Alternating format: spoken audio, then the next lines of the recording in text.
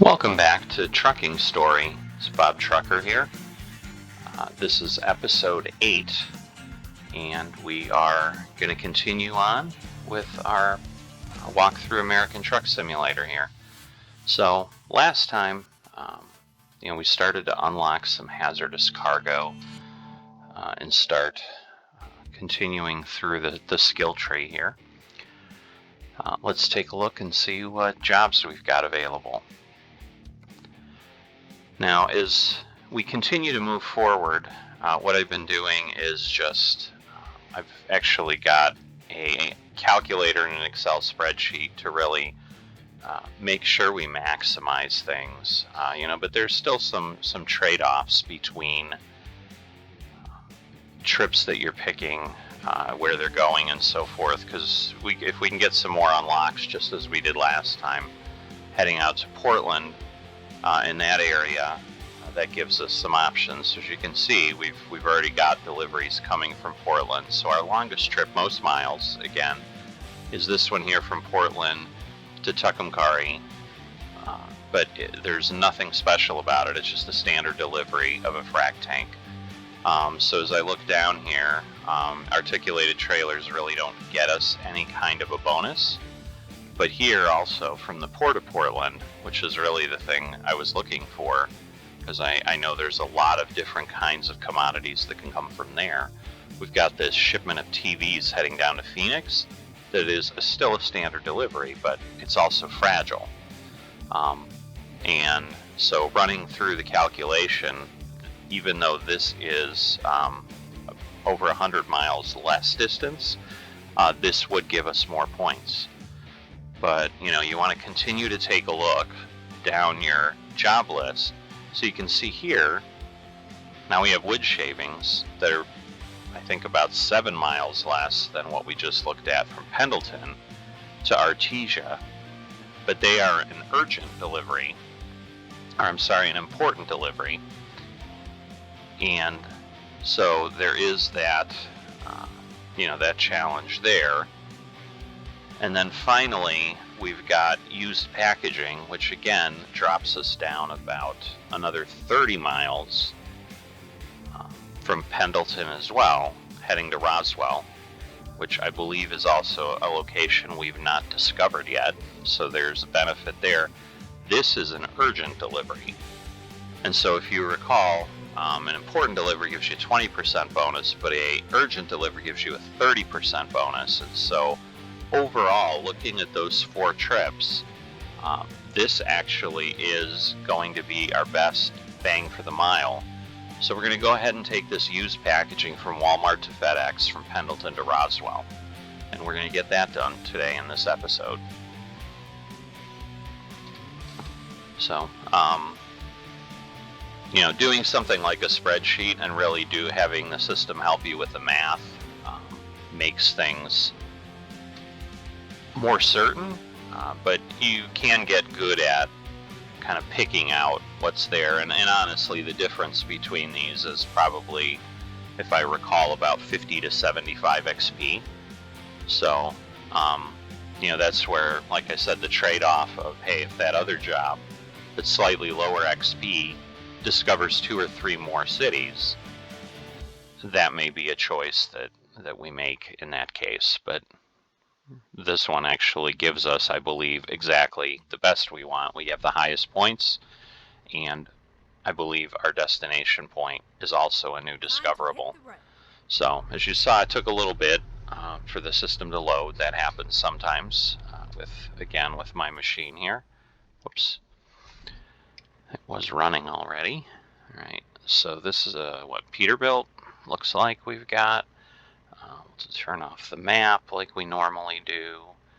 Got a little over half a tank of gas, and looks like we're going to need to head out to the right here. So we're going to take off, and got our Walmart trailer, just a regular dry van, and we're heading out. So yeah, this is the back of a store. This is a typical drop-off pickup location that is pretty common in the game, where you've got this little jaunt around between the buildings to get to the docks in the back. So, and sometimes you'll get this with an articulated trailer, and it gets a little more challenging to get in and out, but this is pretty basic setup here. Oh, and we're going to get a discovery of a truck dealer here on the way out, so an added bonus even that we really didn't know from the map, at least we should. Keep right, and then continue straight on. I was going to say, it's not going to give us that dealer, but it did finally. Not sure if I hadn't, whoops, don't want to turn here yet. Not sure if I hadn't stepped on the brake if I would have made that light, but that's all right. Fast Deer Charter. I do have a bus mod as one of those 8 mods that we're running, so I'm not quite sure. I'm guessing that is likely a mod, and I think they only have, I don't know that they have any real buses, but I think they came up with at least a few different names, because in the standard game I think there's only maybe 2 or 3 different bus companies, and I think the mod gives you 8 or 10. So nothing significant, but at least it gives you some variety. So hopeful that, given the fact that this is not heavy cargo like I believe we had last time, that we'll be able to move along relatively quickly here. I also think we're not on so many non-highways as we were with the last delivery as well, so that this may actually be a relatively quick run compared to last time, which definitely was significantly more extensive than I had anticipated.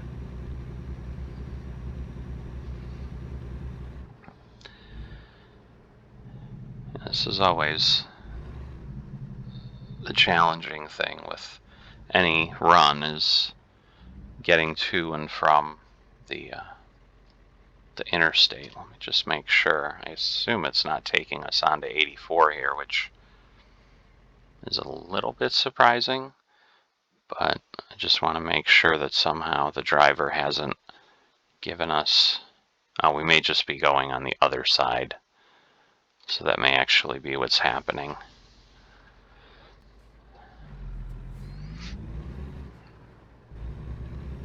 Because yeah, that'll take us east. We certainly, if we were going west, that would be heading up over to Seattle and so forth. So keep left, and then turn left. All right, so heading east to Ontario.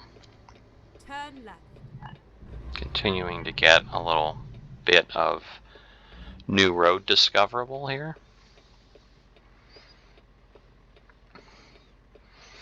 I guess road discovered is probably a better way to describe it. Sounds a little less awkward, but yeah, the cities are discoverable, but the roads are discovered. We'll go with that.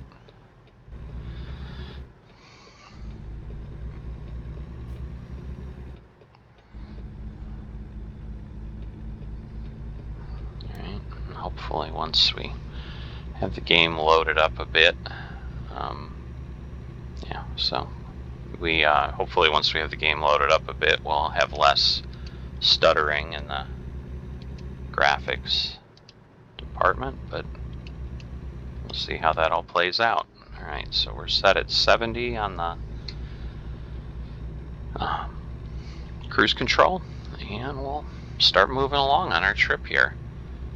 So the other point we definitely will pass within actually a few minutes here. Monday at 10 a.m. We're now Monday at 7 a.m. basically. We will have officially been on the job for a week. So everything we've done up to this point is similar to, what a real trucker would do, which again is what we're going for in a sim. We're now on our 8th run, in a week. So, a little bit more than one a day, but of course we're not going to finish this run within the week. So we'll end up below 1 a day. We'll still be averaging about 1 a day. Oh yeah, so we're headed the other way. We haven't discovered this side of the interstate yet. I'm going to go ahead and slow this down a bit, because this is that extremely serpentine part of the road that will either cause us to lose the lanes or tip over, which obviously we don't want to do. Now with used pallets, our weight should be a little less extreme, but I don't know that the game actually deals with that as accurately as it should. So I know one of the things I had been thinking about in the time since we've been on together last was just, are there things that ATS can do to kind of increase the opportunities for different types of simulation? And the one really obvious thing that I came across, I just don't know how hard it would be to implement in the programming for the game, is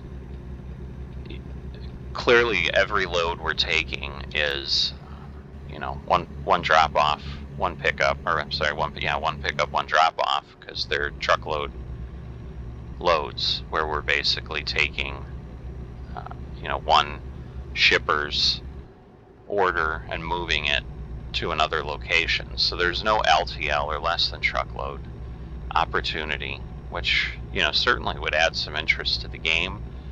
There's a lot of things they could do with that, as far as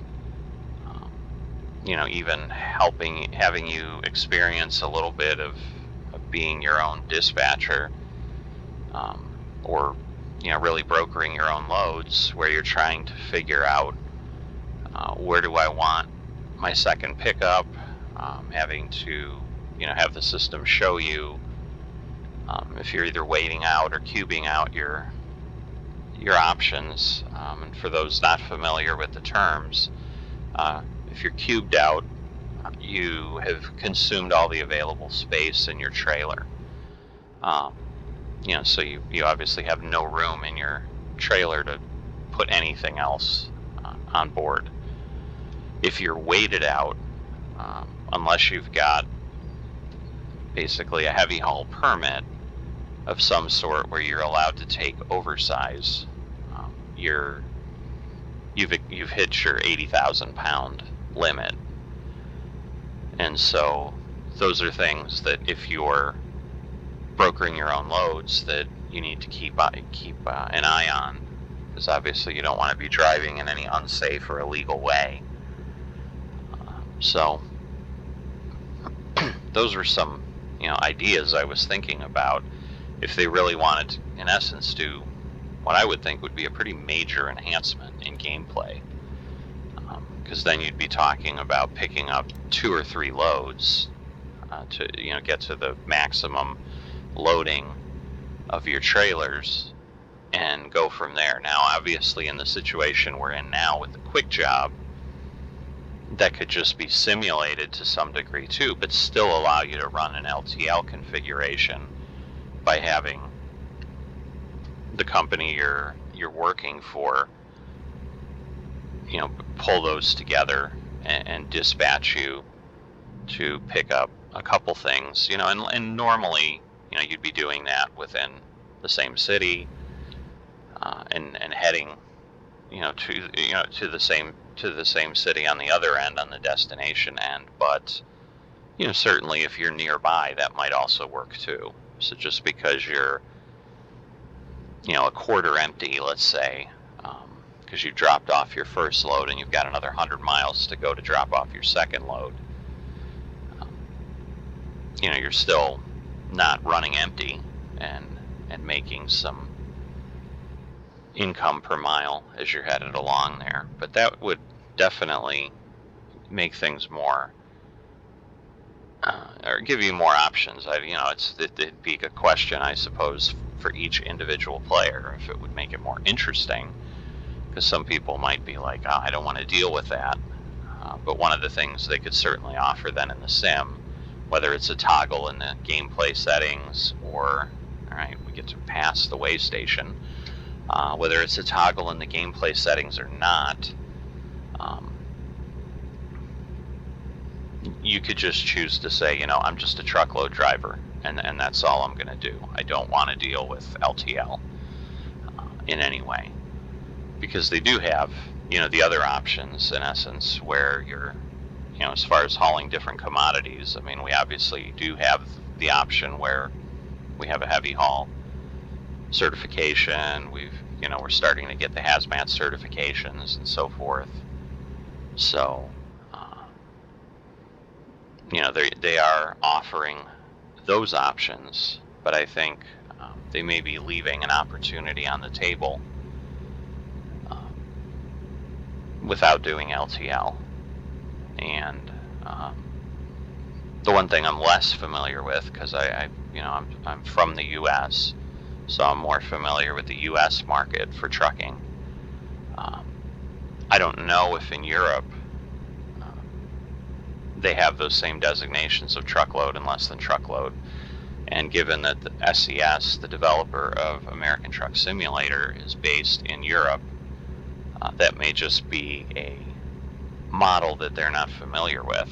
So that may be why it hadn't occurred to them, or why they'd be a lot less comfortable modeling that out. But that's certainly something I thought about literally yesterday, and was like, I need to search the discussion forums for SCS and see if that's been brought up at any point, and what those discussions were like. And more importantly, if there was any kind of an official response from SCS, that would be kind of interesting, because that would be a way to really add variety to the game to some degree, without just the map packs, which are obviously what they're mainly doing now. I mean, they're certainly adding new truck types, new trailer types here and there, but that would be a massive change. Now, the other side of it is, being a massive change, it may require so much work, and it's unlikely that you'd be able to, I suppose you could create it similar to how they did like cabin accessories and even the various different load types. Like there was a forest machinery DLC and a special transport DLC that gives you those capabilities in game. I suppose it could be a DLC for LTL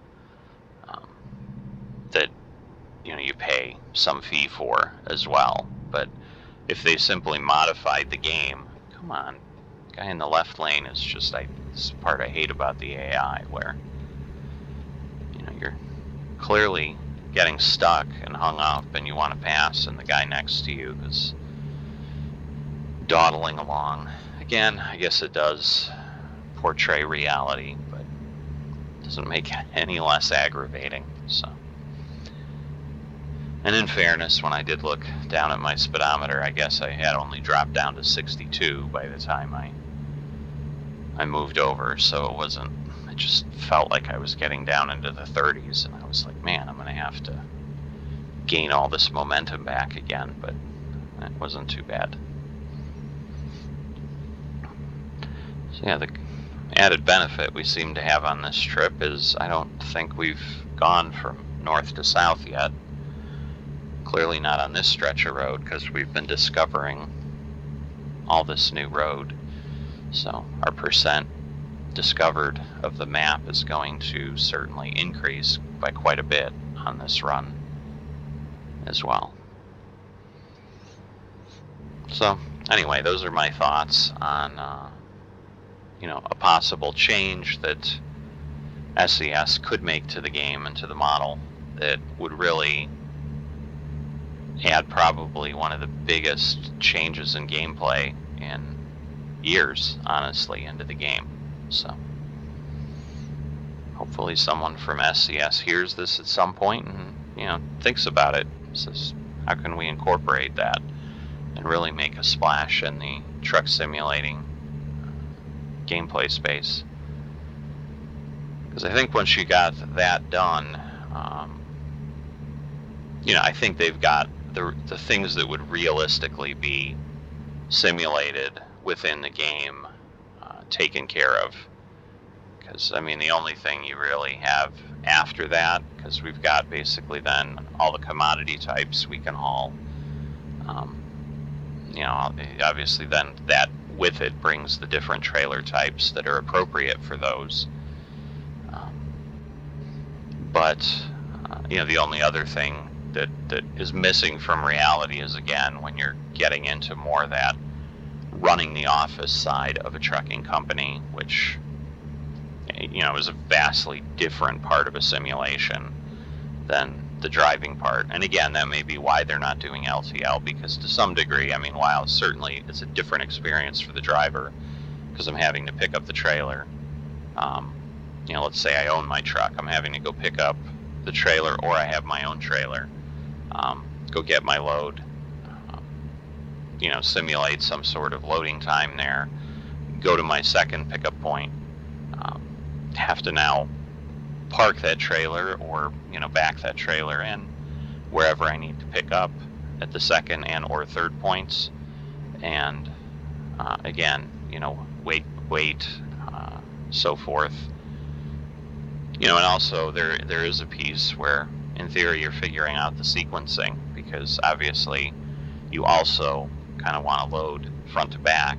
On a flatbed, for example, it's easier because you've got no sides, so you can obviously drive the forks up right up to the side, and even if the cargo's lashed up to the front, you'd be able to remove it pretty quickly. Where in a dry van, obviously, you don't want to be in a situation where you're removing the load in the back to get to the load in the front, because that's your first drop-off point. So you've got to plan that out as well, so that things are most efficient for the driver. But really all that's left is, somewhat more restrictive contract types, where if you were a preferred carrier for somebody, hey, they're going to offer you jobs more often. You can simulate that in the board, I suppose, by keeping track of how much damage you do to loads from a certain shipping point, or the shipper. And as you get better and better, the game could show you those ratings, and then they would offer you contracts before they offer them to other drivers. But because, again, you're not really actively playing in the game with other drivers, and that's kind of hidden from view, you're just seeing the contracts you see. Again, I don't know that would do much for the simulation, other than, great, this is interesting, I'm the preferred carrier for Walmart, and it might even be just Walmart out of Pendleton, because for the large companies, the reality is, in the real world, that, I may be the preferred carrier for Walmart out of Pendleton, but I may not be for Walmart out of Phoenix, because I just haven't earned that reputation. And then you go all the way up the spectrum, where you can keep, moving through being a core carrier and things like that, all the way up to being dedicated, where you've got longer term contracts, just with a small group of carriers, and you're basically functioning within the game as, this is what I do. Now, I guess I would argue that within the game, they give you the option to some degree, but I think you'd have to work pretty hard at it to, in essence, kind of create that dedicated situation with the trailers. Because as you buy trailers, and if you're then choosing to take your tractor trailer configuration and use that actively in the what they call in the game the cargo market, where it'll only show you cargo for trailers that you own. If you've got really specialized trailers, you can do that to some degree. Like if you're using low boys, which are those kind of the flatbed trailers, but they have the curved arm from the fifth wheel that you connect to the tractor with down to get the bottom of the trailer lower to the ground, and they're typically used for heavier hauling. You'll see bulldozers, tanks, things like that on low boys. You're not going to be hauling like we are. Use pallets, use packaging on a low boy. I mean, I guess in theory you could, but it would look a little foolish, and it wouldn't really be the best use of that trailer. So if you as a owner-operator have paid money for a low boy, you're likely going to want to haul that cargo, which also is, many times going to be high-value cargo, heavy cargo, which again, while the game doesn't necessarily reward you differently for heavy cargo, although it does tend to be higher per mile, just in the base rate that you're offered. But there isn't a bonus for heavy equipment like there is for high value cargo within the game. We've got a little bit of a load time hang up here. There we go. And this is the area that I mentioned at some point in a previous episode that for whatever reason through this stretch of Idaho, it does at times stutter a lot more. And I think if you noticed while I was talking, there were definitely several points that we've already passed where, again, the guardrails just suddenly appeared next to us. And the challenge becomes when you have a slower PC, you can get actual in-game consequences. So, for example, I know I've restarted a game in a profile once where I was in a city where I had exited the game and stopped playing in the middle of a run. And I came back in, and it had kind of that slow load in the beginning, but it had loaded my truck, and I was able to interact with it, and I started to pull away from the intersection I was in. And I got a red light violation, but there were no streetlights visible. And so it hadn't occurred to me that I was at a stoplight when I had exited the game. I thought it was just a general intersection, or maybe something with a stop sign. But either way, none of those were rendered. But in game, it knew there was a red light there, and I still got flagged for it because I guess I took off.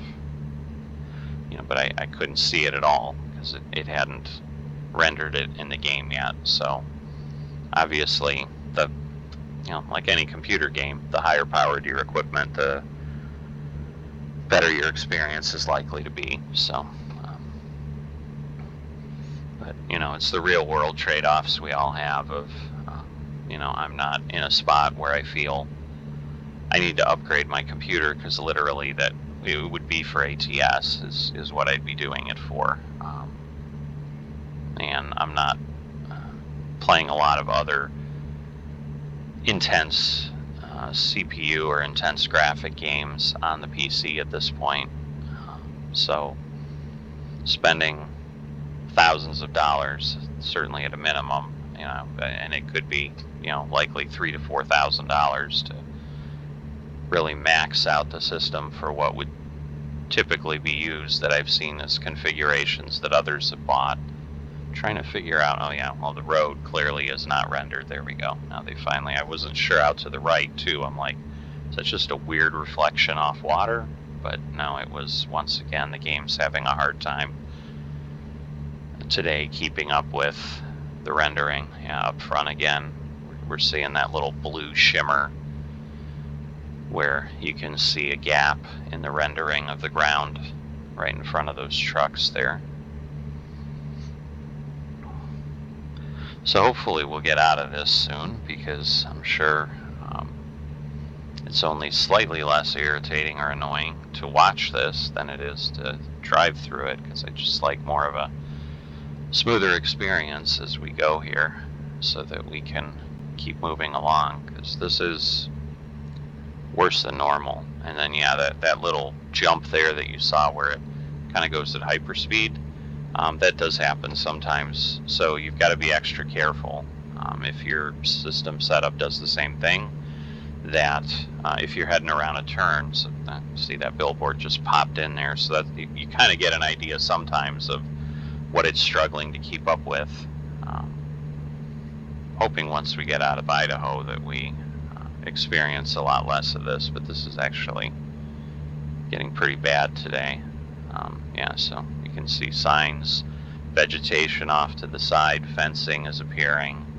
So yeah, this is really struggling this morning to keep up for some reason. All right. So I think we were just past Boise and Nampa. I mean, we really should be at the point where we're getting out of what is typically the area that gives some issues, but we'll see. And I'm sure simply the act of recording the video obviously puts an extra strain on the computer configuration, but we obviously didn't have any problems early on, so not quite sure why we're experiencing as much of this in this episode as compared to others. So I apologize for that, but it's the reality of what we've got. You know, and it's definitely not like I've got a low-powered machine. You know, I did swap out a graphics card that I happen to have a 4 gig graphics card, which replaced the onboard 1 gig that was present in the system as I had it purchased in the included CPU. So there's a little bit of the maybe unreal driving that I do from time to time, because I'm not going to slow down just because the AI is being completely ridiculous. So yeah, I drove onto the shoulder to avoid having to slow down. I'm sure we're going to have to stop at the way station here, so there you go. So it gained us just a little bit of time, but still, every little bit helps moving along at speed. Because even those few seconds in the game were likely. Go straight on. Yeah, so this is also a weird. It doesn't. There we go. It's finally. I was wondering if it wasn't rendering the way station icon floating, or we might have just been far enough away that, because this is a relatively lengthy drive up here for getting to the waypoint. So 75,000. So we're just below the legal limit that we had talked about for being weighted out. But again, as we talked, though, these are operating as if they're truckload hauls all the time, because we're obviously just going one pickup, one drop off, which simulates certainly that you're operating as a truckload carrier and really nothing else. And I guess continuing that, that dialogue, obviously, yeah, with the more specialized trailers, like, we talked about lowboys, I think it's pretty rare, if not really non-existent, that someone with a lowboy trailer is going to be doing, in essence, an LTL type configuration. Usually that is, you've got that lowboy, you're moving some relatively large item that takes up the entire trailer, and so by default you're a truckload operator at that point. So it's typically probably more typical in vans, whether they're reefers, the refrigerated or temperature controlled units, because you can have reefers that heat things too. It's just a term that's kind of common for any kind of climate controlled van versus just a dry van that is just a box on wheels.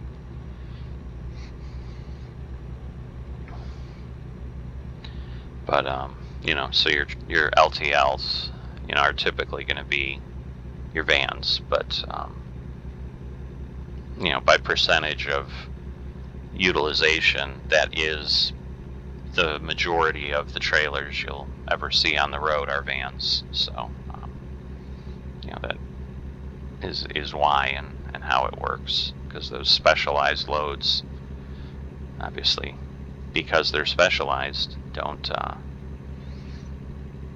happen as often as the ones that a van can move. So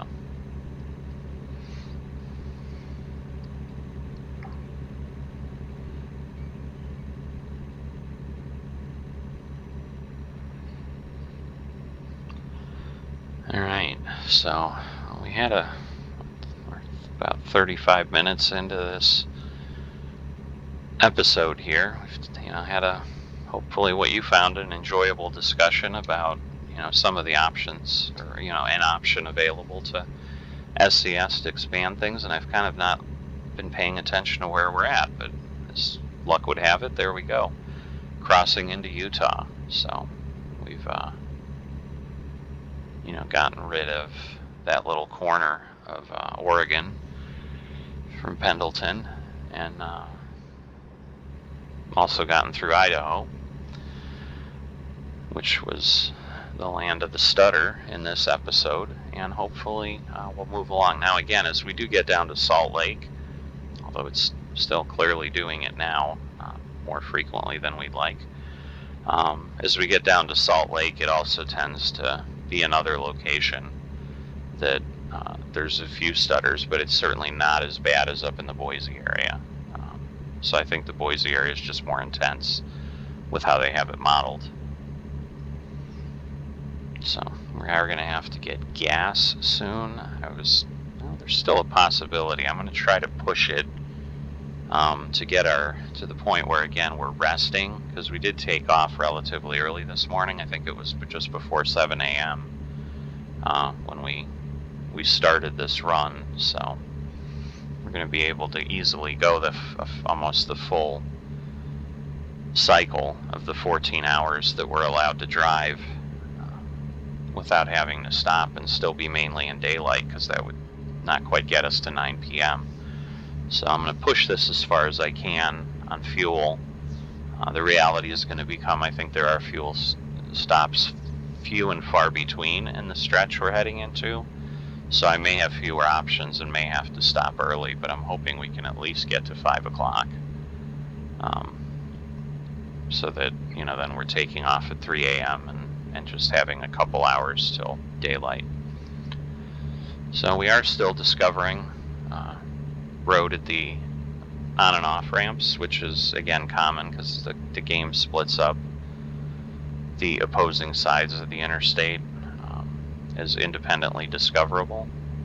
So, it does give us a visual indicator that we have not passed this way before in this direction, because we continue to discover all these segments, which, as I said, is going to, likely give us 1% or 2% of new total discovery by the time we're done with this run.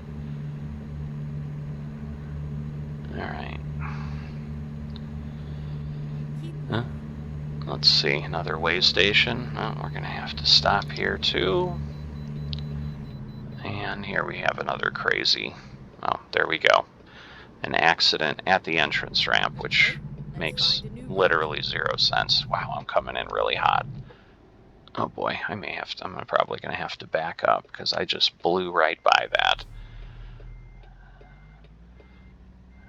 The other problem is they can give you speeding violations here come on, because someone can be behind us too, which is not good, and then you get a crash. But all right, goodness gracious, that was a mess.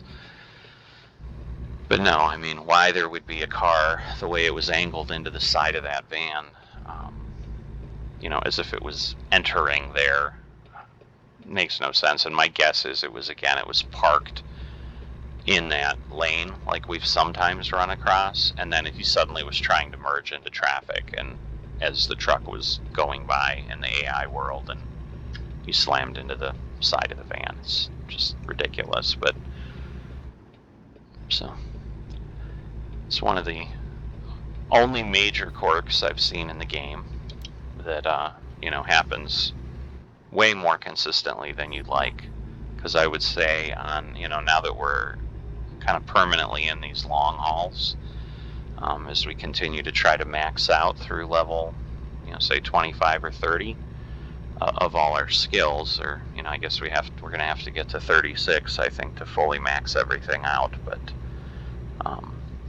the last points, which will go to fuel economy, again, are interesting, but truly almost pointless in the game, because at that point you're making so much money because you've got everything maxed out everywhere else, that's saving 10, even 30% on your fuel cost, which, as you saw when we fill up, is maybe $400 or $500. So you're going to save $40 or $50, or I'm sorry, $150 at 30%, for example. Is like the max you're going to get, and maybe you're filling up twice in a run, so you're going to save $300 on loads that we may be making over $100,000 on. So while it is in reality a savings, it's a poorly designed part of the sim, but probably certainly somewhat realistic. It's just there aren't the discrepancies. I mean, really what throws off the sim is you're not going to be getting, as I think we are in this case, $50,000 for one run. I mean, the typical income, especially of a contract trucker, is 30. At this point when I'm making this video, $30,000 to $50,000 a year is what a typical driver's going to make in the situation we're in, where we're simply a driver for hire, without our own equipment. So owner operators, have an opportunity to get higher, but it's still just slightly more than that. I mean, you're typically going to end up at maybe the best ones. So you can see the walls kind of popping in on the right side. We're getting to this point in Utah where, again, the rendering is at times not consistent. This is, again, extreme. It just seems to be a bad run overall today, with regards to how this is behaving graphically. So now you can see the overhead signs just appeared. This is why we're having some of the challenges. So again, if you were driving without a GPS, needed the street signs to know what that exit was, that would have been a really poor experience for you there. But anyway, so yeah, I got distracted by the poor rendering, and didn't recall the pay. So yeah, if you're an owner operator, 60 to 70,000 a year after you've paid all your expenses, would be considered doing pretty well in that space, because it's not uncommon that an owner operator can make over $100,000 a year, but then you're paying for your own insurance, you're paying obviously for all your own costs, so you're covering your fuel, where right now, as you recall, when we leave a filling station, it pops up, your employer covers your fuel costs, or however they have it worded in the game. So we see the dollars ticking in when we're at the pump, but once we pull away, it's not affecting our $77,375 that we have today. Wow, this is really, really unfortunate and unpleasant how poorly this is rendering at this point, because yeah, we've literally spent, I think, 2 minutes traversing between these two on-ramps here in a very short space. But we are getting up to Salt Lake City here, where this is, again, another, you can see all the signs popping in. I mean, there's just a lot of stuff around here. And yes, this 10,600 south is one. There's another spot that we're going to hit up here, I think after we get past Provo, which is the next city south here of Salt Lake that's in the game, where there's a large building on the left side as we're coming south here, just before an exit, and that's another one that typically stutters. But again, it's normally just a stutter, lasts about a second or two, and then you move on. I mean, this is just very, very choppy. So I'm not quite sure why we're experiencing this as we are today. And obviously, if this continues beyond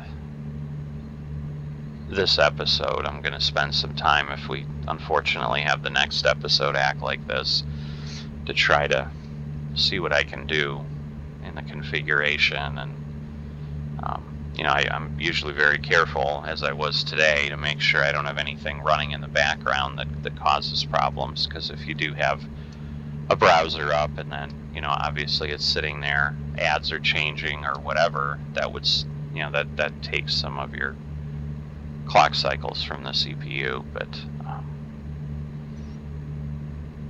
that's not our experience here. So I am hoping, I guess I'll have to watch this video back, because I'm noticing also, as it's freezing, the time on the recording is also not progressing. So even that is not operating, even though it's separate from the game graphics. But then it does jump a block of time. So I'm hoping at least the audio is continuing to be recorded, and that you're not getting some ridiculous choppy stutter to the audio.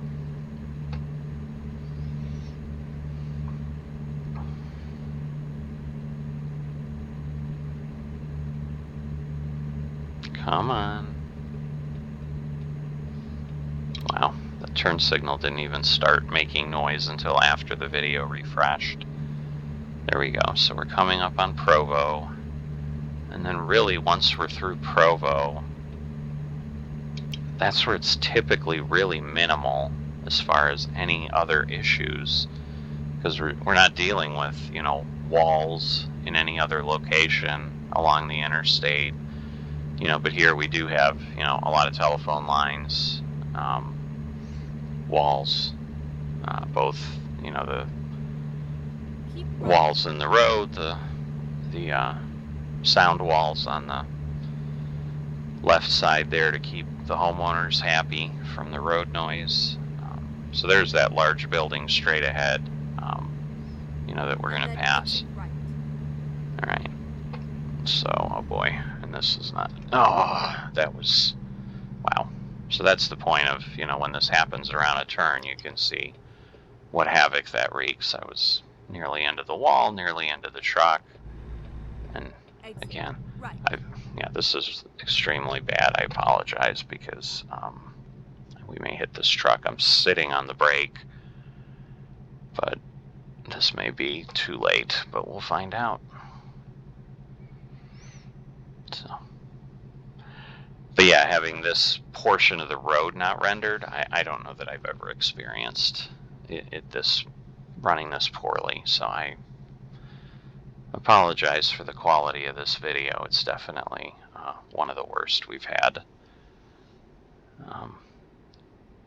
by far in this series, absolutely. And it's one of the worst I've experienced in game, period. It looks like this truck may be getting off, so as I said, it's also quite painful, because I'm sitting here standing on this brake to avoid running into this guy. And in real time, this is a long time to be applying pressure to a brake, but I really don't want to run into this guy. But yes, he's blinking away, trying to get off here. I think we're okay, because now we're backing off. Alright, well, we avoided a wreck, but we unfortunately created a wreck in the video of, I don't even know how long. It might have even been a minute and a half that we've literally been trying to move 30 feet in the exit. Yeah, this is going to be just really disappointed. Because the reality ends up being there's not really a way to redo these videos in the process we're using here. Oh, great. We're in the situation I think, where, yeah, we don't have the traffic lights rendered. So oh boy. I'm assuming since he turned, yep, we have a red light and we can't see it. So there's an example of what I talked about. Never had that happen here. But yeah, it's not like I can go back and redo this video and give you a cleaner cut, because then obviously we lose the continuity in the game. So it's just something. I mean, the benefit, I guess, is you can zip through this at a higher speed, or skip sections entirely. It's just obviously I can't tell you that, hey, in 20 minutes the video is going to be fine, because now I really don't know, because it's usually never this bad in this area. I'm hoping now, as you know, we'll have some stoplights, we'll be sitting around, that things can kind of catch up a bit. Go straight on. But I don't know, again, how the game operates with all its loading. Because obviously I don't think it renders forward beyond anything that would be visual. So, you know, I think it just buys us a little bit of benefit where, you know, maybe if we're sitting at stoplights, billboards, fences, things like that might start to pop in, and without a stutter. Yeah, the windmills at least are turning, so not sure. Yeah, I was going to say this. It's a truck, so we're not accelerating that much. Oh, you know what? We are tired. We're going to go ahead. And we did make it to 5, but it doesn't, you know, we didn't get much further, so a little earlier than I would have liked to stop. But this is a large, Never mind. I'll find a new route. large rest stop, which is a nice one to stop at. And there's a little hope in me that, you know, after we rest, that somehow the video will be better, when possible, that it resets in some way, but I don't know that it will. Yeah, this is totally not normal, so I apologize. But we'll see what this turns into. Hopefully we don't have a bunch of you like, I'm done with this channel. Alright, so we'll take a look here. We'll see, you know, because you can see, you know, we're likely going to end up, you know, we're already at $200. So again, when we're talking about the fuel economy, I don't know that it's typically over $500 or $600 for a fill up. So there you go, 463. So again, a little under $150 if I'm at the max fuel economy, which I think gives me, gotta get that trailer clear. I was gonna say we still got hung up. Alright, so we gotta play a little bit of a game here. Gotta back up, turn sharply this way to pull the trailer. This is unfortunate. I was just gonna say I was too far to the right, I think. Now I've damaged my trailer. What am I hung up on? I'm trying to understand. I'm assuming it's that back pole, but alright, let's see what we can do here.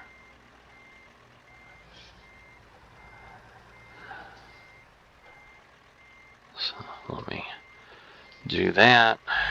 This is going to be a bit tricky because obviously if I go too far the other way... Oh, come on. This is... Sometimes you get this, and it's, you know, sometimes there's some of these... I don't know that this is truly an invisible wall, but it's behaving that way, so it's really irritating. Whoops, that's not going to work. That's making it worse. I don't know why I'm... Hold on. Goodness gracious. I apologize, I'm just having my brain not working here. This is like when it rains, it pours. If nothing else, I guess the game's having a lot more time to render. But man. Alright, I don't know. I guess we'll try. Because, yeah, I can't. I was going to try to back out, but this is not letting me do what I need to do. Let me see. I think if I straighten this out, this will work at this point. As long as nothing's behind us. Wow. That was a disaster. But yeah, and like I said, what I was starting to say is I don't know that that's truly an invisible wall problem. Because you sometimes get that in the game where they've, blocked out something a bit larger. Are you kidding me? Even after all that, it hasn't caught up with what's around us in the yard? Man.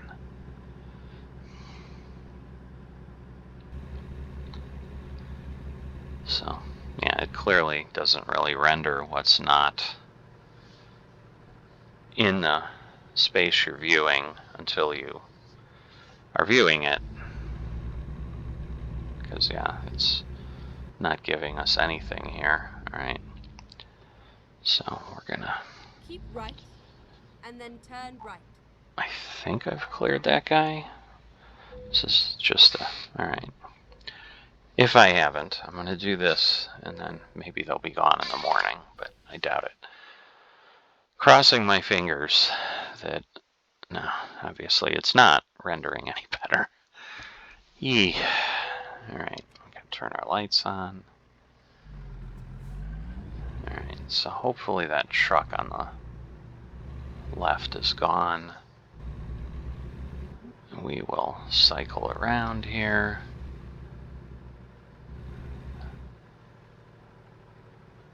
I know we can't exit that way.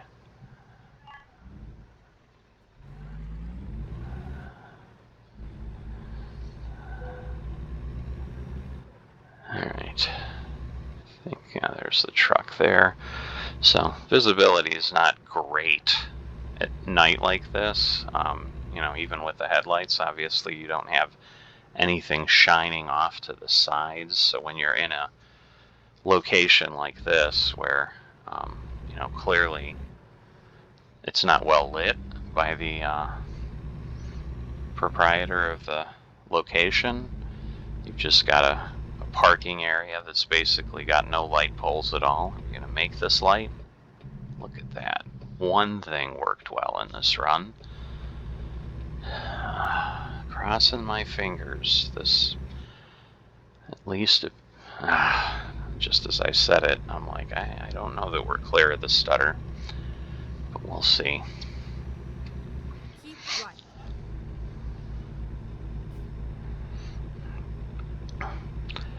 If nothing else, at this point we're going slower, so it has to render less things. And at night, obviously, there's less to see.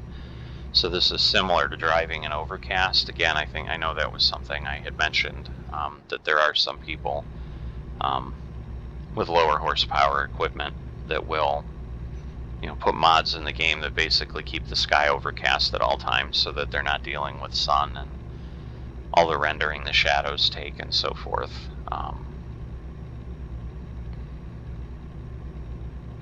But yeah, so as I said, given that we've not had trouble until this video, I'm hesitant to do a lot of changes. But certainly if we have a situation next time, I don't know, I guess we'll see how bad this one goes. Because if it stays really bad in the process, I may make some changes to the graphics settings. And I'll let you know what we turned down. It was likely one of those first 3 items, to kind of get the frame rate up and so forth. But I know I've got the biggest one. The scaling's already at 100%, and I normally don't have any issues. And I've literally been playing my other profiles for days which all have similar configurations, and honestly traverse these same roads at this point because I'm in very similar spots. And the profiles I've been playing at this point, where I'm driving these same roads, and not had an issue. So I have a hard time thinking it's some setting in the game that is really going to impact this significantly. It's like something's happening in the background in my PC. I just was quite confident I had nothing running, so I don't know. Whoops. I was going to say I have this set way too high, clearly. Alright. Alright, there we go. I think we're finally down to 60. Coming up on these guys since we were moving along pretty well, but I think these turns were 45. It just, the AI does tend to find them. It may pull us off at this way stop and make this moot as far as approaching these guys, but let's see. Yep. So, good timing, because that'll give him an opportunity to take off. Man. Oof. It was somewhat stuttering a bit when we popped in, so it was again why I overshot it, but alright. So yeah, these short ones, there we go. The traffic has, well, he did stop for a moment. Jerk. Come on. He was starting to come too. Like, what are you doing?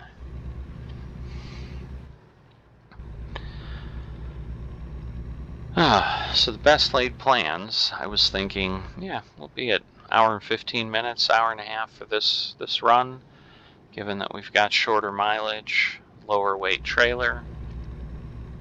Just past the hour mark because of the terrible graphics problems we've had, and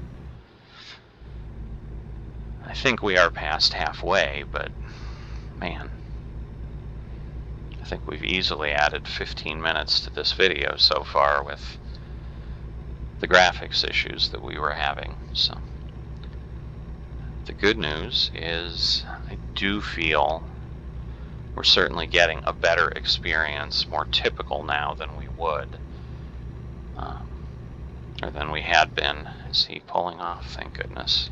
Like, I'm just getting my momentum going, and he's going to cause me to stop. I did have to tap my brakes, but didn't scrub off too much speed. I think I was at 58 or something, so we're just about up there.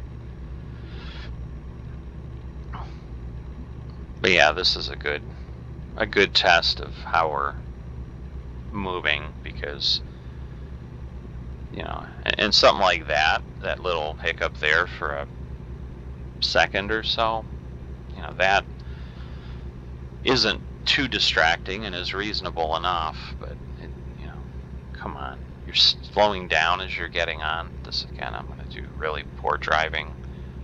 Hopefully he'll not do what a car normally would, which is really speed up, but not going to make this run worse by suddenly going to 10 miles an hour because that guy decided to brake as he was entering. I don't know that I've seen exactly that behavior before, but I wonder if that is part of the AI issues that cause what we saw at the way stop entrance, where the car ends up having to stop because it just has really poor acceleration or braking logic in the programming upon ramps.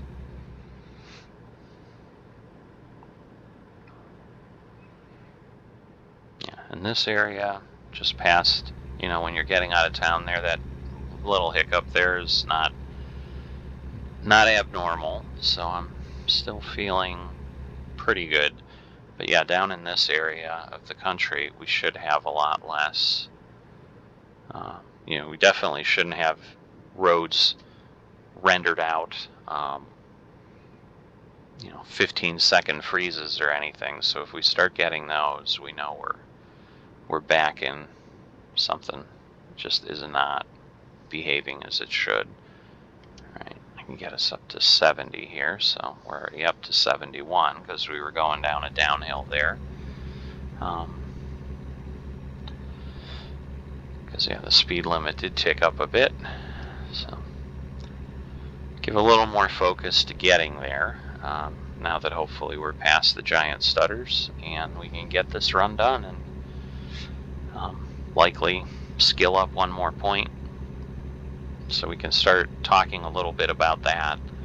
I do think I'm still trying to determine if I want to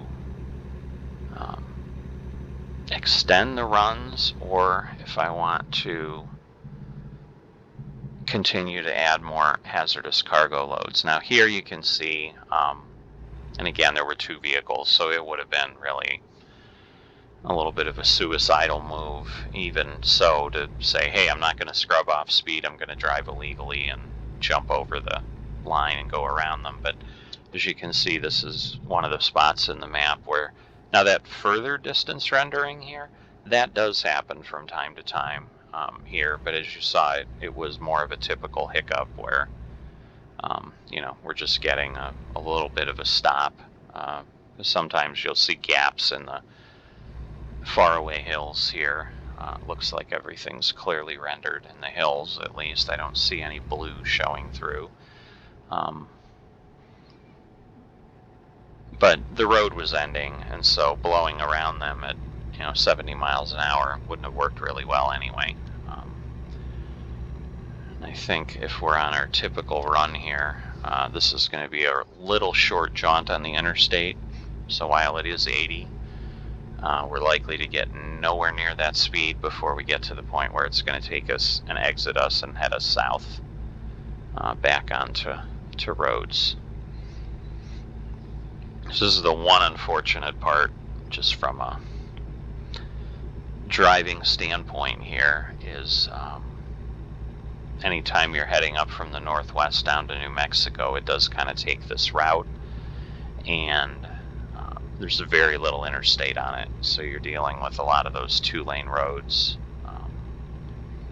for good stretches, because it'll exit us here if I recall correctly, and we'll be back on roads again, and it doesn't even look like we're going to hit 60 by the time we get there. So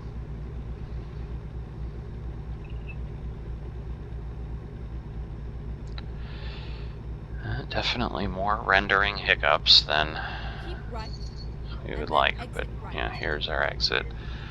And some of it certainly is, we've got the sun, we've got the rays, these are little things you can turn off. I've just not seen them heavily impact the frame rate. So, normally I've found I can leave those on without any detriment to the game load, but again, now we're sadly getting back into our not so great experience. Wow.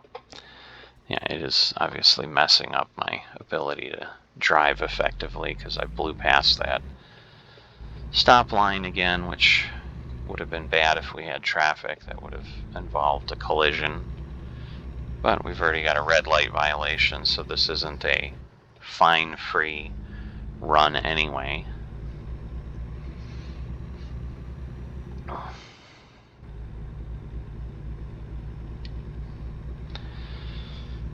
Alright, so I think this will take us down. We're like heading down to Albuquerque. Although I think now that we're going to go through Moab first, I think we're still like really mid-Utah, trying to go through my mental map of where we're at. But yeah, we're going to be passing Hole in the Rock shortly, is where we're coming up here. I was going to say there's a good bit of traffic this morning, which is not alleviating our graphics problems in any way, that's for sure. It's just more stuff the computer's got to deal with when it seems to be having a terrible day right now.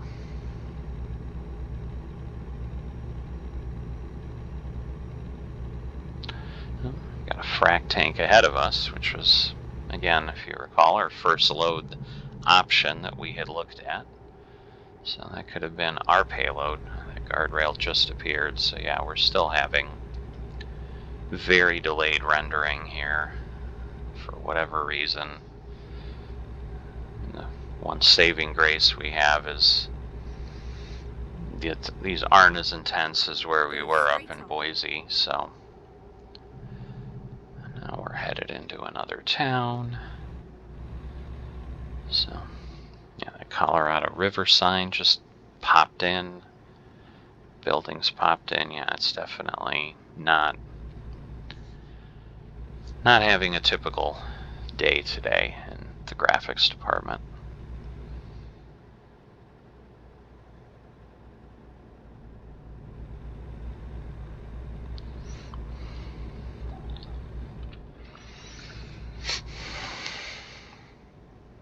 Wow, yeah.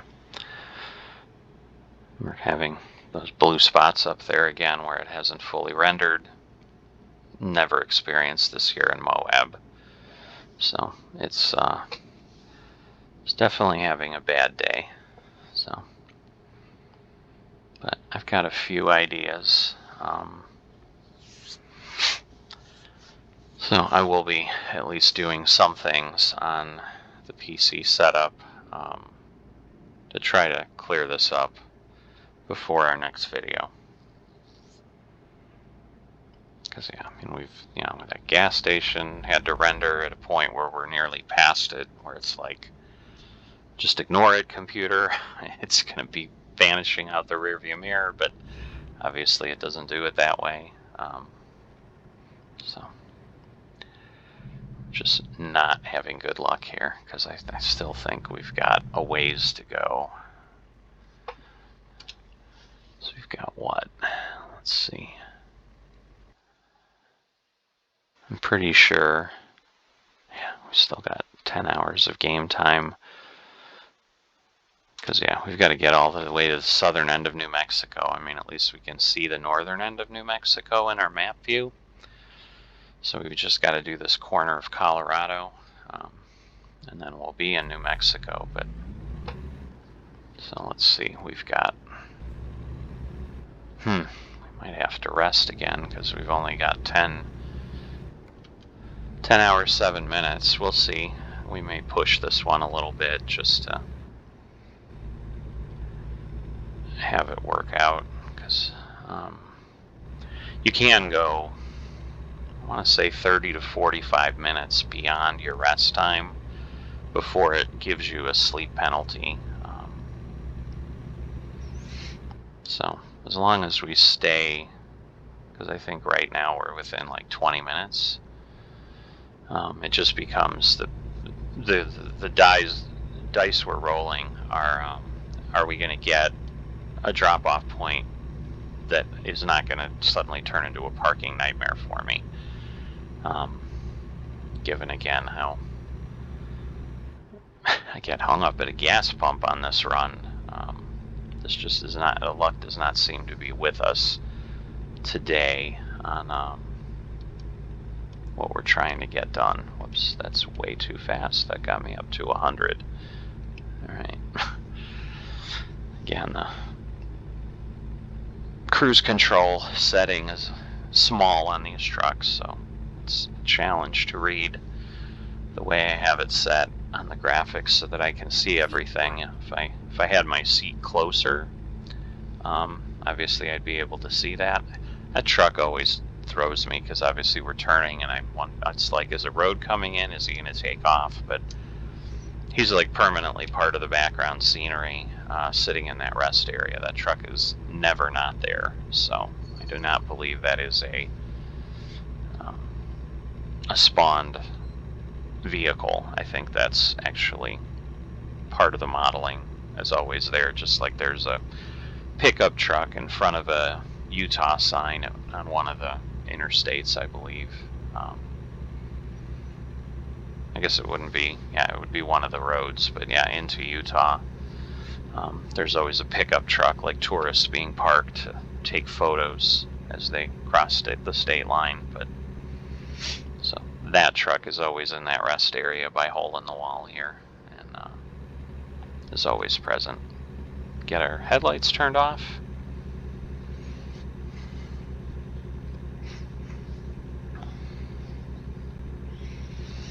And we will go from there. And yes, this is typical with traffic. You get through there, that turn happens to be slow. This one is as well.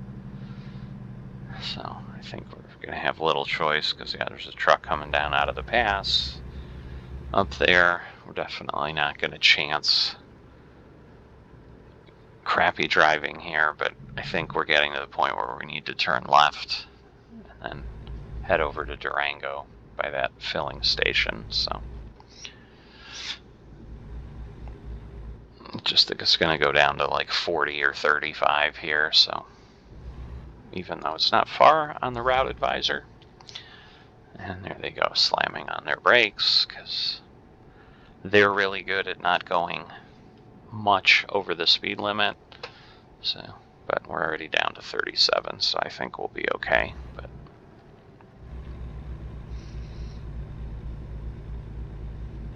so now what I unfortunately think I may have done, although it hasn't been a problem in the past, but I've had it open for honestly days on the machine, as I said, I've got a spreadsheet where I compare the runs, you know, in this case before I come on air, so that I can efficiently present you which load we're going to take. And I leave that up in the background, so I have Excel open in the background. That might be doing something, even though it really hasn't in the past. But as we know, PCs can be fickle, and that appears to be what we, you know, that's one of the things I'll try.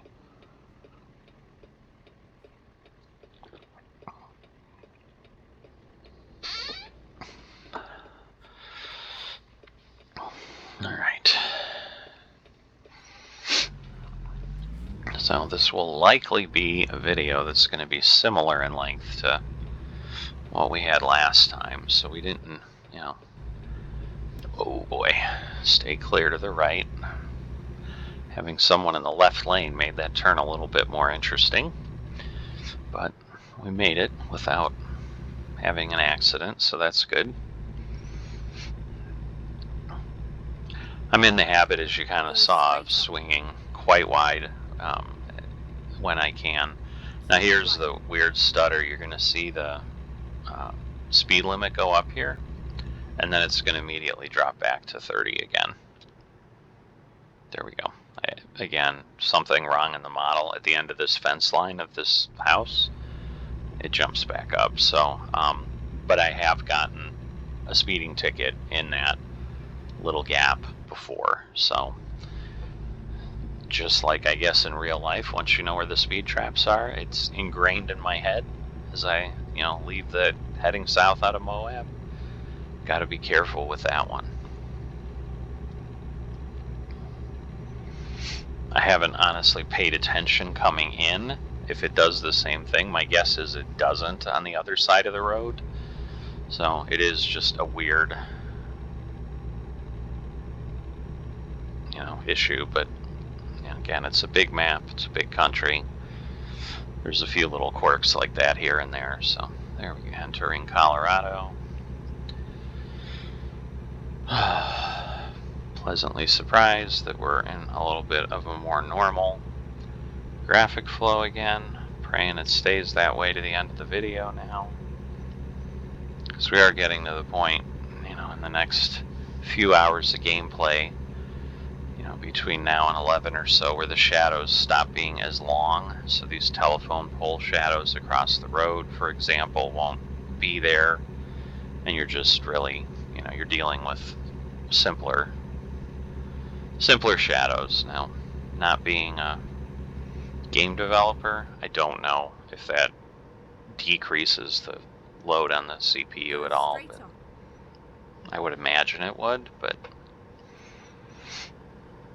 yeah, but like in this case, we're now there on the other side. Like, it's not like you see the shadows in the grass the same way you did over the road. So I do think they intelligently have this designed in a way that, I mean, there are some there going up the hill, but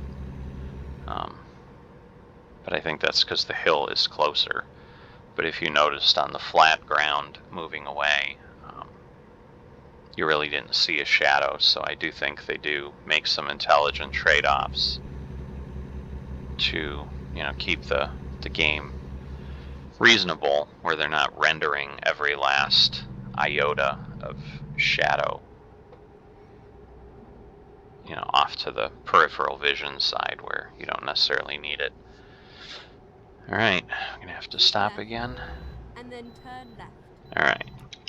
So this was what I had talked about, where luckily we get to bypass it, but otherwise the way station is straight and over in that little blob that's appearing on the route advisor. You can see it there now. So then you can't go this way, because if you do this, you get a violation pretty quickly of missing the way station, I think, once you join with the road up here, if not even on this spur, where it's like you're clearly not heading in the right direction. But I think it's more after you make this left turn and start pulling away. But turn left. I guess we haven't headed through this direction at all, because I did see that Durango looked like it was not discovered, but I swore we had, because it is pretty common to go this way. But maybe it's because we haven't headed south, because I think honestly it's more heading south that brings you this way than necessarily coming the other way.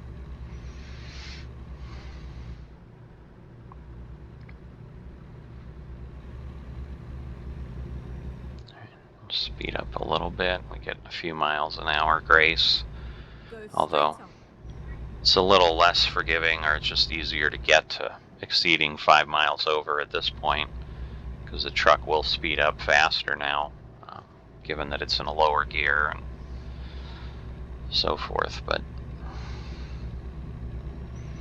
just wanted to get through that light, because that's all that stands between us and the open road for a little while again.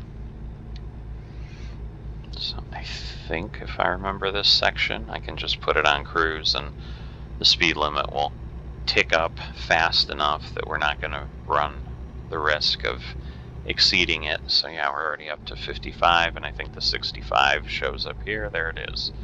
So just before we get the hill and truly gain speed quickly with the benefit of gravity, there you go. Almost, we're up to 58. And now we do have some, we might have to slow down here. We'll have to see, because it will by nature. As you can see, we're scrubbing off speed. I think we're okay. So didn't hit the brake, because otherwise, you've got this immediate uphill before you head into Durango, and it scrubs off quite a bit of speed, as you can see, even with a not heavy cargo. I mean, we are up near our weight limit. I mean, we're at 75,000 pounds, if you remember, so we're only 5,000 pounds short of fully loaded max. But but it's certainly not the 125 or 140,000 pounds that we're hauling when we've got heavy haul that really impacts that significantly. But so we're through that part. I was going to say, I saw the words Durango. I didn't see if they were yellow, indicating we had discovered it. If not, I'm hoping we get... No, they're not. So I don't know that the game would use it at this point. There we go. Durango discovered. So other than just the completion aspect of it, I don't know that we get a lot of benefit right now the way we're running this profile, because there's never going to be a load, given that Durango's kind of smack dab in the center, similar to St. George where we started. Keep right, It's not going to be one of the loads that comes up that we consider for quite some time. Yeah, this is a really interesting setup here in Durango, because you've got this lane that kind of goes off on its own. Come on. There we go. So, yeah, you don't have to stop, and it, like, parallels what looks like a left turn lane. I've honestly never come the other way to ever have to use that. But yeah, and then it like merges in here, so just a really interesting setup the way they have it. And then there's a light right around this turn that's kind of blind. There we go. I was gonna say, so I always have to be careful not to come blowing around that turn, because exactly what happened there can happen, where the light's in the process of changing or is red, and then you're slamming on your brakes. And then we're gonna head uphill here again, unless it takes us a different route than normal. So what have we got? 6.5 hours to rest. So at most, it looks like we can get to what, 5:30. So definitely not very far, but you know, the way it's set up, where I can drive for 14 hours legally, and then you have a 10-hour rest, you know, obviously gets you through the 24-hour cycle. So unless you're either willing to take the fine or just happen to get lucky that you can push it the half hour to an hour before you get a fine each time, what you typically are going to experience in these longer runs is you're resting earlier and earlier than you did each time, because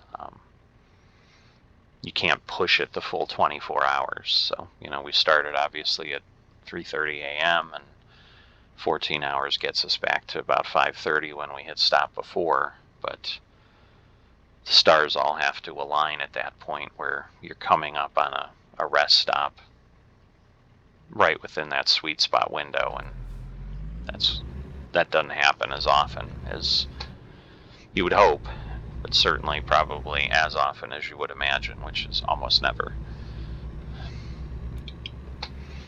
And because, yeah, I'd rather avoid the violations and so forth, and honor the sim experience, I'm usually not pushing that too far.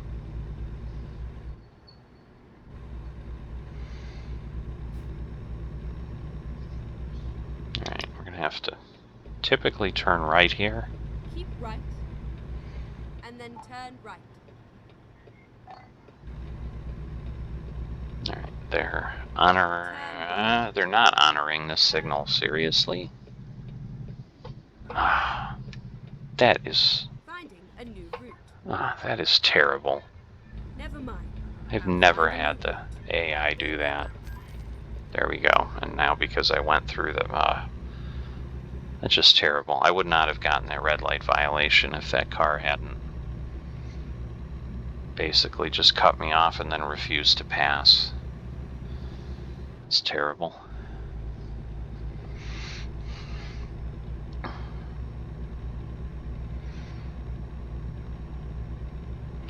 So yeah, it is things like that that you do have to kind of deal with in the game, that are a frustration that you're normally, you know, hopefully not experiencing in real life, but who knows. Alright, so we're done with our corner of Colorado, heading into New Mexico, which is this yellow sign. So here you can see, like, this truck, also that you know, SUV is always parked there, you know, kind of giving you that feeling of, hey, got tourists parked out there taking pictures, getting ready to get out of their car. And now we do have pedestrians off. I'm not sure, I don't know that I've ever noticed, even when I have it on, that people are out, but maybe with pedestrians on, you would actually see people out there by the sign moving around.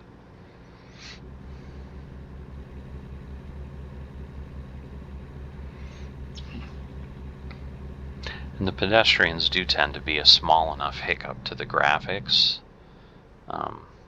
that in a lot of my profiles I have them on, because it is a little bit of fun, but just like anything in the game, they're repetitive. And I was going to say, we got a 45 mile an hour here, and I'm going over 60. Right. Wow. Forget about, this one just drops like a stone as far as speed, and Turn right. I think I've been lucky enough never to have gotten a ticket on this little stretch. But so yeah, we're just going to jump over to that discovered road and then continue south there. So I believe this is the area that gets us near Farmington. I wish he wasn't there. I could swing a little wider, but that worked out. I don't have a terribly long, I have a typical 53-foot van, so not too bad. Keep left and then turn left. New Mexico Loans. Turn left. That business owner worked hard to come up with a creative name. I'm going blind here. Oh boy. Damn. It's like I really don't want to wait through another light cycle, but yeah, that's what I should have known, because it's typical that the AI takes an eternity to get through the intersection, and Go straight on. you get one truck through and then you're having to wait.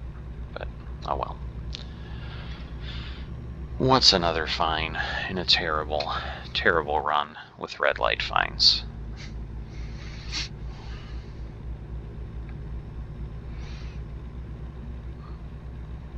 And yeah, two are just caused by quirks in the game. Obviously, we had the red light that hadn't rendered when we got off at Price, where we got the first fine, and then the AI driving completely horrifically that caused us to swing wide just out of Durango. But this one was entirely our fault. I knew better, and I just thought, well, it's yellow, my wheels are across the line, let me go. But I think unless you have the entire cab across the line before it turns red, it gives you a violation, is the best I've been able to determine.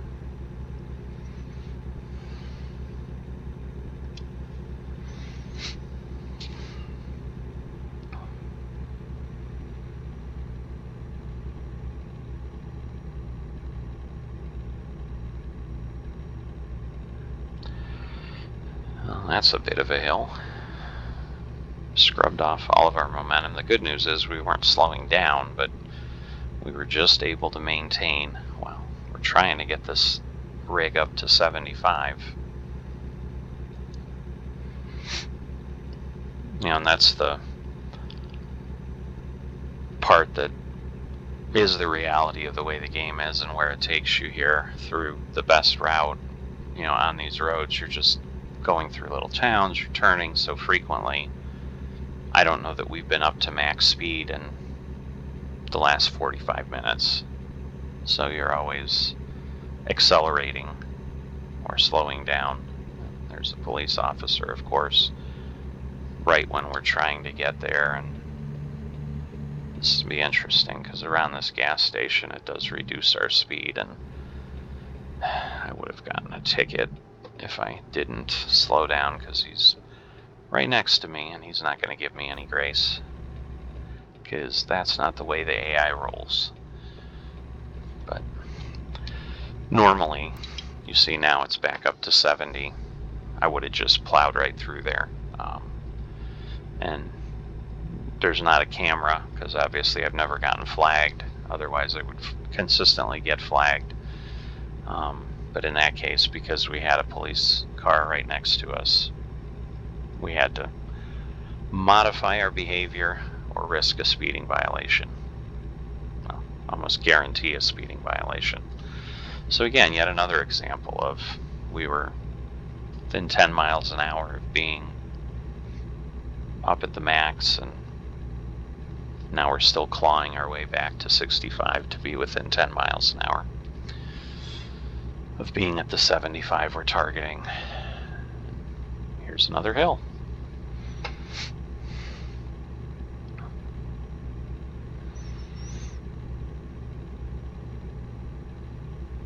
So yeah, I think our next big town is Albuquerque. And then we get a bit of a stretch of interstate to finish things off before we get off to head south to Roswell. And the land of Area 51 and the aliens. Now, I haven't seen what would clearly be Area 51, although I think there is a military base down there that is rendered on the map. I'm assuming that's where that would be. Hey, we've hit max speed, finally, once again. See how long we maintain it. I don't think it's honestly very long, because I think we'll be hitting the interstate to go to Albuquerque shortly.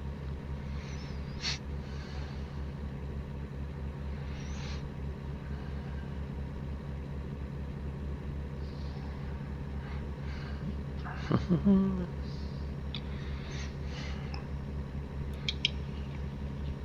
there's caught up to the police officer again. Now, even though this turn is slower, he's not going to flag us because the speed limit doesn't change, but I do need to keep a sharp eye out.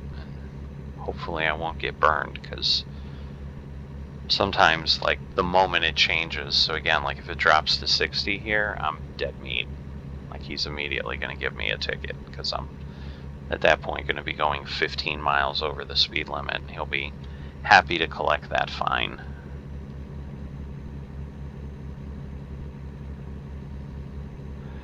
I was going to say, we've got a bit of an uphill. It's shaving off just 1 mile an hour. We're able to do a pretty good job. Looks like we've got a 13-speed gearbox here.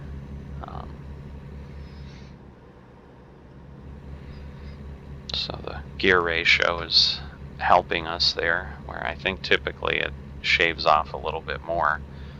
You know, it's obviously all a factor of a bunch of things. You know, we're just got a van, again, not a heavy haul.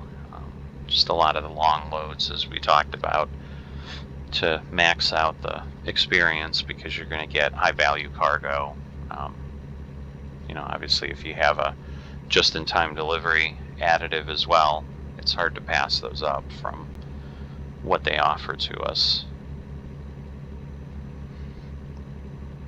Yeah, I wish this van would get out of the way, because honestly I have to hit the brake. I keep approaching him and he's just not moving along fast enough and getting past these people.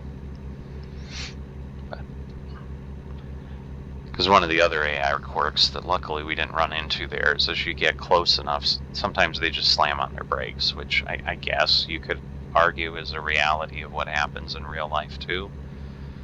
Where people... now he's hitting his brakes. Oh, I see, because we have a light. And I've got to go to the right anyway, so... let's dive in here. The truck's usually pretty good at... whoop, well... turn right. misjudge that, but... to run onto the shoulder to avoid a wreck, not good.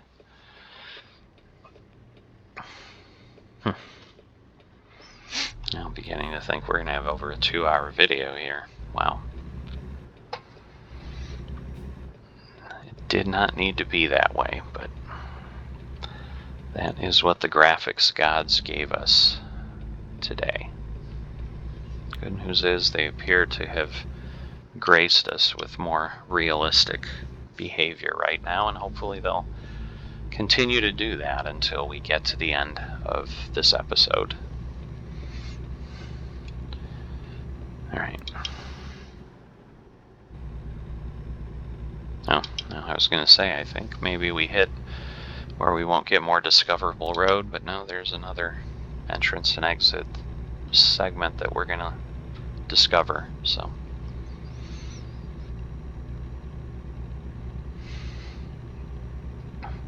so we're going to hit the huge crossing here in Albuquerque. I think we've been through here before. Obviously, we've come the other way. Yeah, Yeah, there it is in front of, after this overpass, you can see it starting to come into view where you've got whatever it is, 8 different ramps or something to deal with all the directions you can go here. So in 1.4, that rest stop has a viewpoint. That's one of the new things in 1.4 is you get New Mexico viewpoints.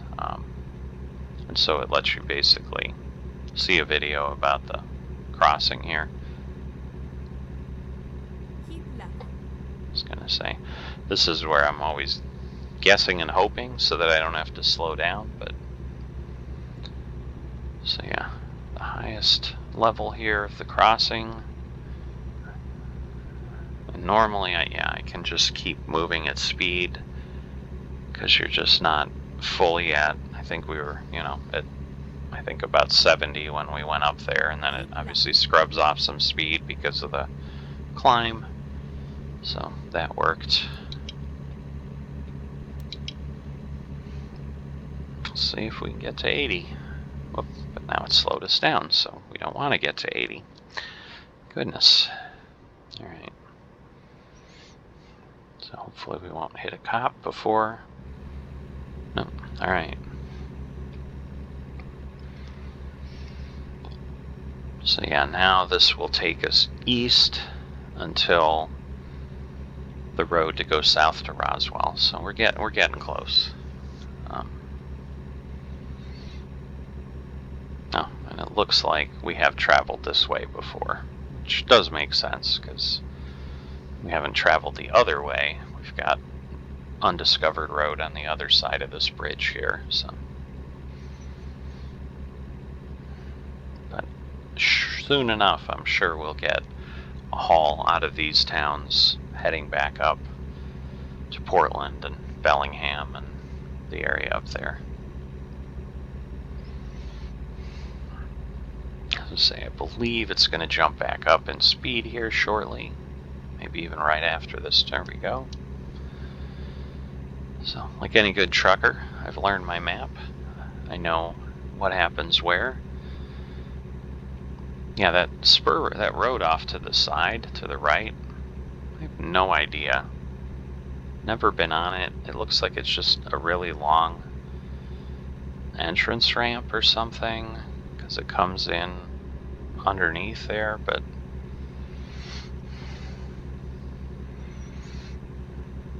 and now it slows us down again.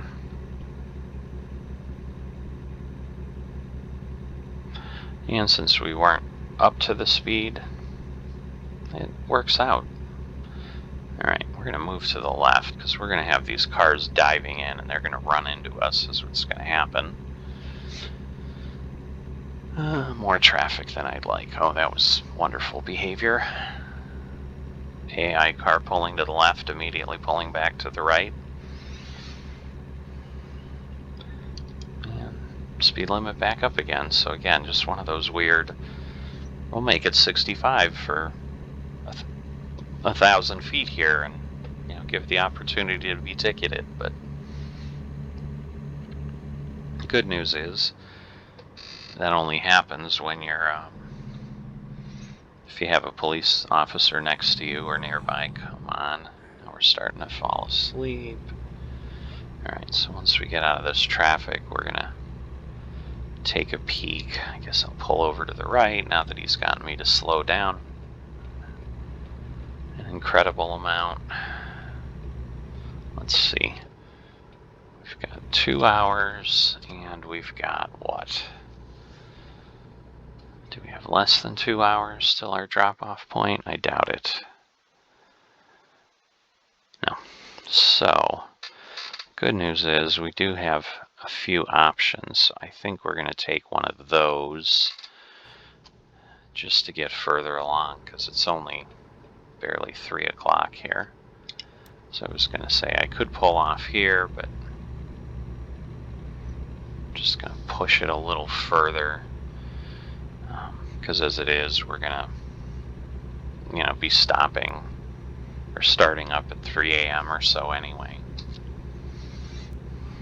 So just worried now that I think about it as I passed it. I'm wondering if that one in the middle might not actually be accessible from our side of the road. It might be just for the opposite side. But at this point I'm committed. I'm not going to turn back around because that would be crazy.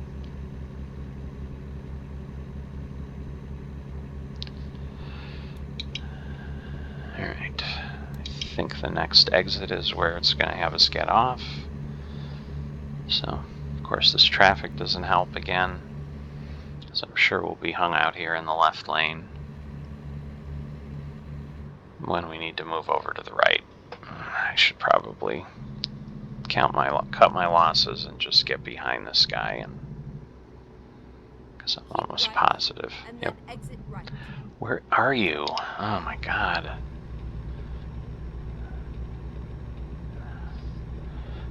Exit right.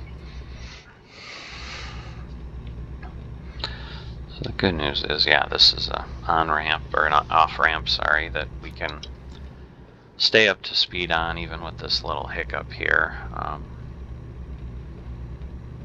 You're still able to take it at speed, and it just flows, so we don't have to slow down an insane amount. Keep right. And then turn right. Keep right, and then turn right. Okay.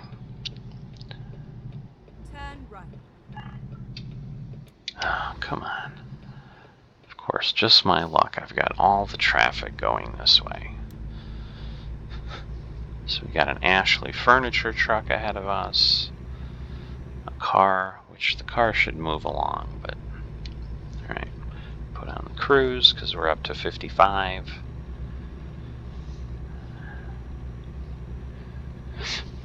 Got buzzards circling overhead. Typical sight in the desert.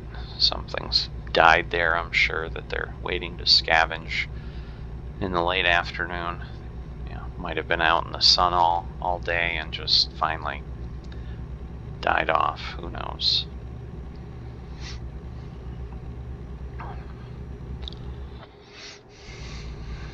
So let's see. Alright, we're down to an hour, so if we can take that rest stop that is here, that just popped on the map, we will do that. Because we will not make the other one without going past the time, and then it's ridiculous at this point to risk a sleeping violation if we don't have to. Because we will have to stop. And yes, I think this one is on this side. There we go. Don't think I've ever stopped here. But easy enough. Alright. Park. Rest. Alright. Let's turn on our lights, turn on our turn signal so that in case anyone is coming. So the nice thing at night, you can see that back turn signal flashing on the road. It gives you a nice indicator, at least if you're passing somebody, to know that your trailer is past them, because you can see the light flashing on the road, which is pretty sweet. So that confused me. I was like, wait, is the road turning? But I was looking down at my speedometer to see if I could turn on my cruise control again, and then suddenly looked up and was like, wait, where am I? So yes, I think this very clearly gives us an indicator that we have not been to Roswell. It's the challenge with playing a bunch of profiles. You're not able to always keep track of what you've done in each one. But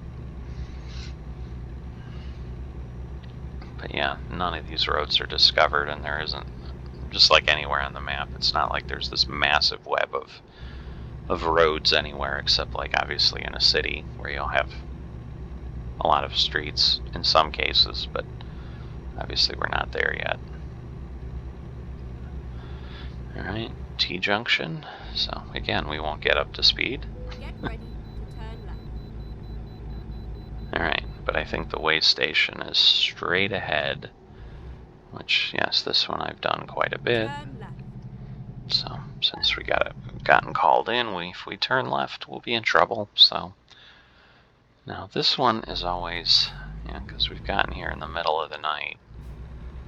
Might not be too bad, although it's still pretty crazy. And then this is what starts to happen. Like, they start to stop, but they don't really stop. Like, it's like, are you gonna stay there? I don't know. I wish they would stop further back if they're stopping, but... Okay, let's find a new route. Make a Alright. U-turn. Let's see if we can stop properly in this one, given that I've overrun every way station by a good amount before. Yay! Yeah, never having actually driven a real truck, I always wonder too. I'm assuming that weight variation is not uncommon, because I think we were at like 75,100, and then now we're at 390. One would argue that, well, we are almost empty of fuel. Like, in theory, we should be lighter, but who knows? Humidity, I don't know what causes the difference, but something clearly does. And some of it might be scale calibration, and Turn right. because I'm sure, again, they're just trying to be... Whoop, he's moving along. Let's let him go by. You're not seriously. Okay. Thank you, I suppose. But it would have been easier if you passed me. Although, then again, I guess I'm ahead of you now and can maybe avoid getting stuck on the road and having to slow down because you're in my way. So, I guess I consider myself blessed with that. Put my annoyance away. Alright, we are close, but yeah, we obviously are going to be right up. We're close enough now that it's a 2-hour video, regardless of when it ends, so... that is a car. So he should be able to get by us and stay well ahead of us, but then again, he's petering along as if, I don't know, it's a little subcompact. Maybe he doesn't have enough horsepower in there to manage, because this also, we're not speeding up significantly, so there's a bit of an uphill here, it appears. Goodness gracious, now he's slowing down. This is the part that just drives me insane. Oy. Alright, we were able to pull that one off. Thank goodness. Alright, I was gonna say, he's not gonna move, but now he did. I've had issues too, where I move just as they move. We're too close, I hit them in the back. Because the other thing the AI does is, when it moves over to the right lane, it slows down a bit. I'm sure that's in part to let you pass them and not have this true frustration of, okay, they're just traveling with me all the time, and now I have no option to switch lanes. But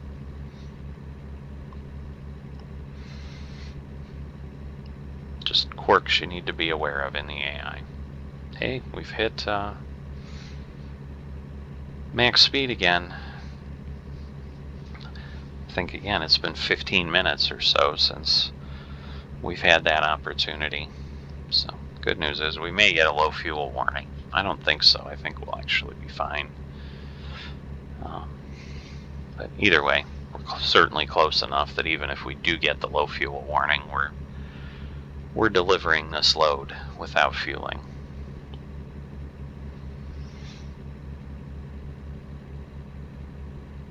So there are 3 or 4 cities over in this corner of New Mexico. So the good news, unfortunately, unless we start taking some detours and discovering them, we're not going to have any origination here until they're discovered, obviously. But Straight on. I'm trying to remember. I think this might actually slow down just for this intersection.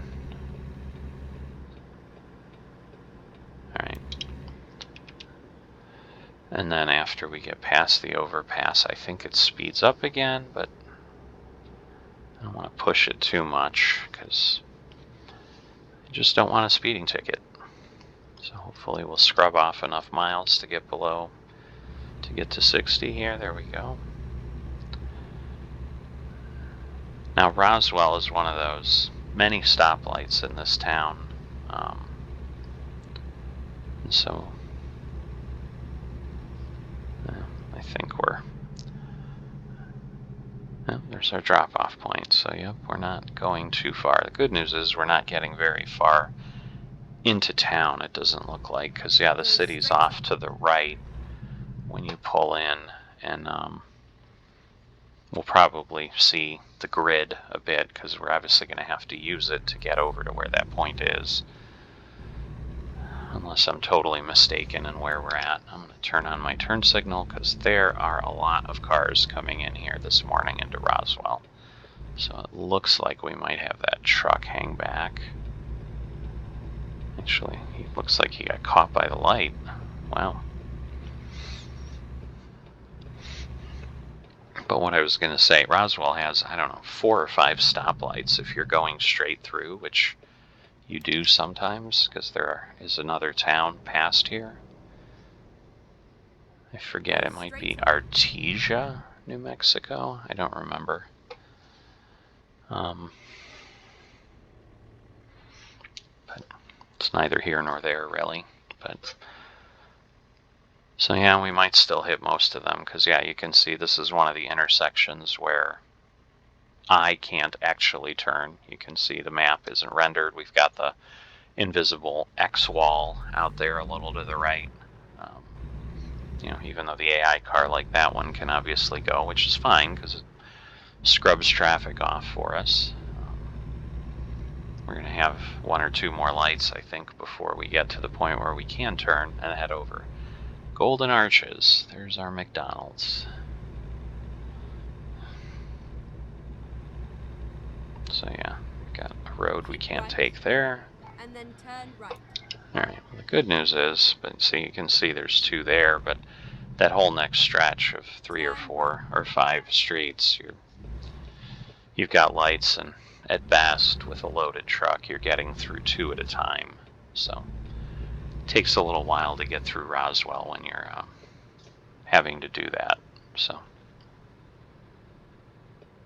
come on, we're almost there. Let's just finish this without too much craziness in the graphics. Alright, so the FedEx facility. Look at that, the ice cream man. Or food truck of some sort. No, it does say ice cream. Get ready to turn right. We've got the big FedEx distribution center, the DC over here on the right. Right at the edge of town. So not bad. Finally, we are here. We are here. Alright, and the drop-off point is obviously going to be right there. So we'll pull through, and then we'll do a near side reverse. And we'll go from there. So at least we have lights on. Oh, it is that far bay. I really didn't think it, the way the flag was, I thought we were maybe a little further away, but I guess not. Which is fine. We will put this where you want it, because that is what you pay us to do. Alright. So let's see. I think we're close enough now that a good cut. Yeah. Kind of angle it a bit more yet. Yeah, this is where, let's see. It'd be nice to get just a clean parking job. I'm worried I'm too far. Maybe not.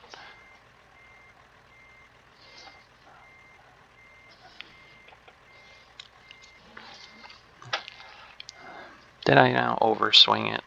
God darn it. First I thought I wasn't going to make it. Now I'm like so tight that I'm still like angled more than I'd like. Straighten it out a bit more again.